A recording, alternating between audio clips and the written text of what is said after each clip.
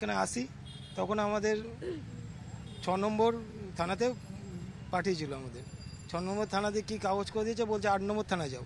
আবার 8 নম্বর থানায় আসি, 8 নম্বর থানা দিয়ে আবার 6 নম্বর যায়। 6 নম্বর দিয়ে বলে আপনাদের যে থানা আছে ঝড়খালি, সেখানে যান, সেখান দিয়ে কাগজ সই করে আনবেন, তবে আপনাদের বডি পাবে। অত রাত্রিবেলা আমরা কোথায় কি পাবো, কিভাবে যাবো? রাত্রে এটা বলছে যে তখন রাত 12টা বাজে। রাত 12টায় পরিবারের লোকজনকে বলা হচ্ছে যে ঝড়খালি যান, ঝড়খালি থেকে সই করে আনুন। হ্যাঁ, সই করে আনুন, সই করে এনে তবে আমরা বডি ছাড়বো। তার সঙ্গে সহযোগিতা কোনো কিছু করেনি।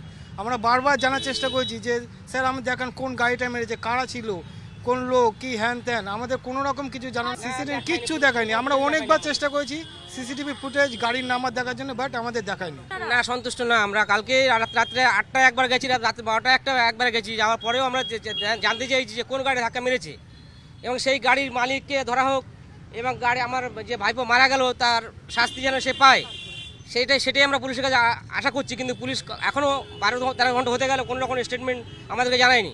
না, বাইরে পর্যন্ত দাঁড় করিয়ে রেখে আমাদের সঙ্গে কথা বলছে। আমরা কি এতই অপরাধ করেছি যে থানার ভিতরে ঢুকতে দেবে না? ভিতরে ঢুকতে দিচ্ছে না, আমাদেরকে বাইরে দাঁড় করিয়ে কথা বলছে। না, এটা 8 নম্বর থানা।